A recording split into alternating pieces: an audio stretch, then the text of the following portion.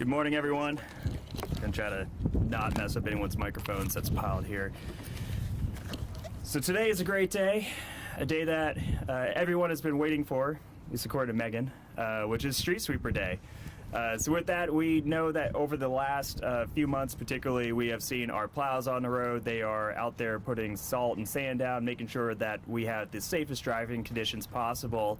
And now that hopefully the bad weather is over, we are going to start our street sweepers to go make the streets safer for motorcycles, for bikes, really going out there to clean up some of the debris that is on those roads. So with that, we are going to introduce Ben, who works with the Public Works and Utilities, to come up and tell us a little more about the street sweepers. But also, I do want to point out that I believe these are all named. And Megan, would you like to come up here and tell us your top 3 favorite names for these? No, they're all sweepers of the plains. No, they're just the sweepers of the plains. Okay, well, maybe they're nicknames that we joke about in the hall talk. So anyways, without further ado, Ben, why don't you come on up here and tell us a little bit more about what the public can expect when it comes to the sweepers? Hi, good morning. Ben Nelson, Assistant Director for Public Works and Utilities. Like the mayor said, we get through each winter storm season. We usually put down thousands of tons of salt and sand mix. 50% of that material mix that helps us treat the streets during winter storm events is sand. In this case, we dropped about 16,000 tons of material over the past few months to treat those storms.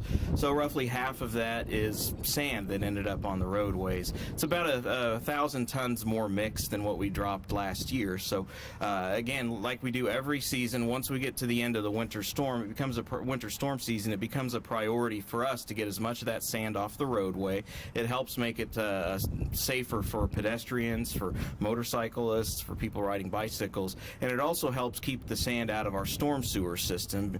So it becomes a priority for us to get that picked up as soon as we can. We are starting a sand cleanup program over the next few months. It'll begin on Monday, March 28th, and we have a target date to get through the entire network of arterial streets, secondary snow routes, and school access snow routes by June 15th. We usually try to get done by early summer. Sometimes we get done in May. Obviously, we'd prefer if we can make it through a little earlier, but our target date is to get all the sand cleaned up by June 15th of this year. We're making some operational changes. We're moving some of our street cleaning personnel from first shift over to second and primarily to third shift. And what that allows us to do is to deploy 6 street sweepers every night on the arterial streets. We don't like to do the primary north-south arterial and east-west arterial streets during the day because it can slow down traffic, so we do that overnight. We're going to be putting more of our cleaning personnel on the overnight arterial streets, and we'll still have 1 sweeper on each of the first and second shift to cover the school routes. We collect all that sand, and what we do, we're able to reuse it. We take it to our landfill, Brooks Landfill, up at K96 and West Street, and we reuse it as required cover material for waste.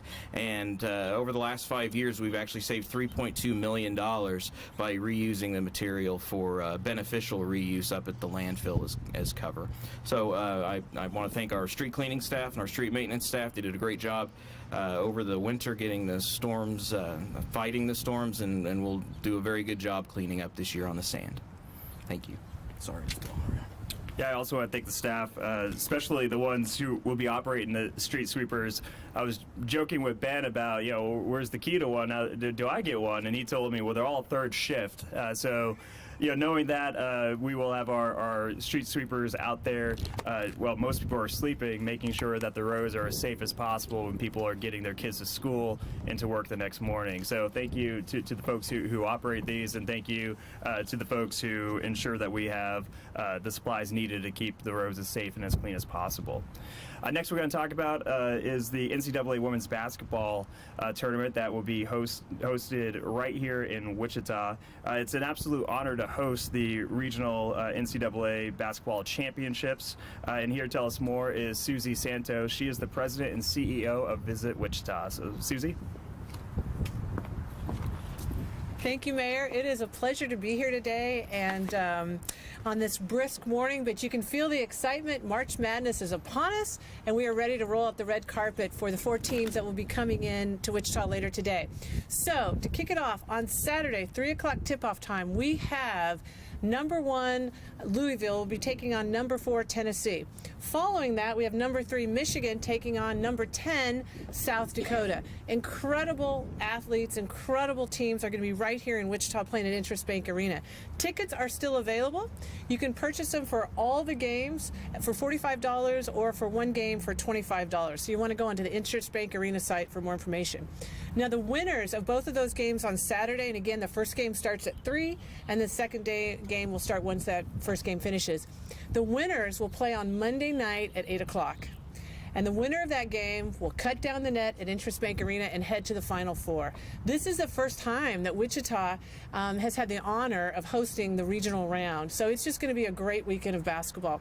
Also, we invite everybody to come on down to NASCAR Park, because NASCAR Park, starting at noon on Saturday and running through early evening, probably about 8 o'clock, will have food trucks and games and a DJ. And we've even invited the bands to stop by and do a little pep rally. So don't have confirmation yet, but swing on by early afternoon and you'll be in for a real treat. So come on downtown, eat at one of our incredible restaurants, grab a drink, head to NASCAR Park, and then get your ticket, head inside, and help welcome these athletes to Wichita and showcase our city on the national stage. I tell you, I've got my tickets. It's going to be a good time in Wichita. Mayor, do you have your tickets? Not yet, but I will. There's still time. There's still time. So Interest Bank Arena, or you can go to visitwichita.com for more information. And thank you, Mayor, for letting me chat a few minutes about that. And Susie, thank you to your team and to everyone over at Visit Wichita for bringing these type of events here. This is a huge one. It's the NCAA Women's Tournament. We want to have a good showing because that, of course, will lead to more opportunities in the future. And Wichita is a basketball town, so it's definitely one where I think people are going to enjoy this event. With that, that's all we're covering today. Megan said that all the attention is going to be on the street sweepers, so there's not even worth mentioning anything else this week. So with that, though, I will open up to questions, not just about the street sweepers or the NCAA tournament, but really about anything.